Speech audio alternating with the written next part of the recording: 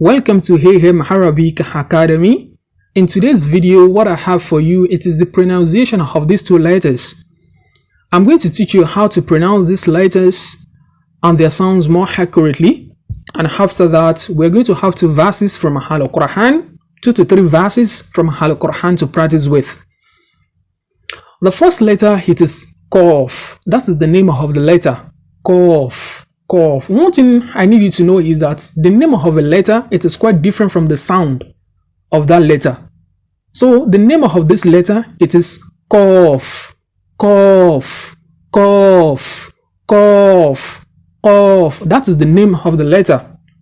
Now let's talk about the sounds that it produces. The sound it produces, it is called uvular sound. The sound it produces, it is called uvular sounds. And this is how to go about the articulation of that sound.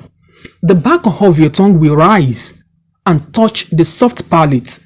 The back of your tongue will rise and touch the soft palate.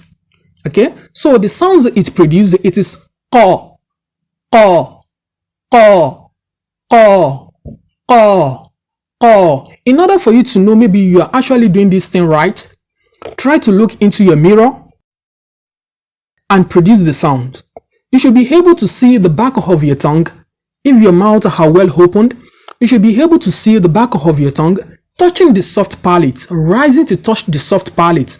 Qaw, qaw, qaw, qaw. Another way which tends to be more accurate in order for you to know maybe you are actually producing these sounds more accurately is to try to dip your finger. Make sure that your nails are well cut and they are well clean. Your finger, just try to dip it into your throat, not actually into your throat, but towards the back of your tongue, and try to produce that sound. Qaw, qaw, qaw, qaw, qaw. Then you will feel the back of your tongue rising to the top, to the soft palate. You are actually going to feel that the back of your tongue, it will rise to touch the soft palate. Qaw, qaw, qaw, qaw. Another thing that you are going to feel is that there is no air coming from your vocal cord. You are not going to feel any air from your vocal cord when you dip your hand into your mouth, because the back of your tongue has already rise to block that air coming from your vocal cord.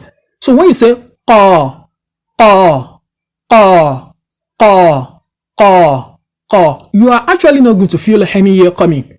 Okay, and that's the sound. Do you want to learn how to read Quran and other Arabic texts and you don't know how to go about it? Due to your tight schedule, worry no more. I've got a comfortable lessons which has split into 7 stages for your convenience.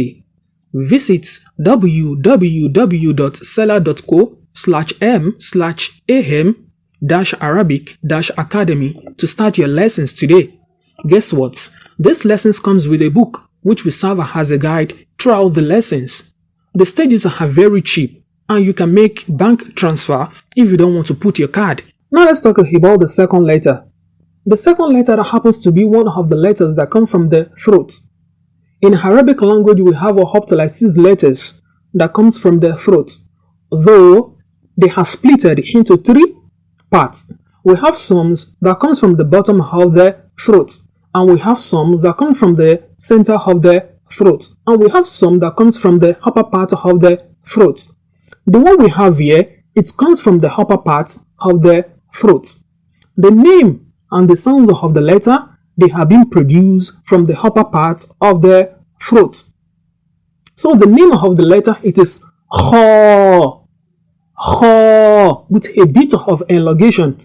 Kha, Kha. And the sounds the letter produces, it is Kha, Kha, Kha, Kha, Kha, immediately after the back of the tongue. Immediately after the back of the tongue. And that's why the first letter that we talked about and this one, people tend to be mixing them together. The first one, it is Qa, Qa, Qa. And this one, it is Kha, Kha, Kha, from the upper part of the throat. Okay, from the upper part of the throat. Kha, Kha, Kha, Kha. In order for you to know the difference between the two, if you try to dip your finger into your mouth again, you are going to feel here coming from the throat. Your vocal cord, it is not blocked. Unlike the first one, the back of your tongue already blocked the ear coming from the vocal cord.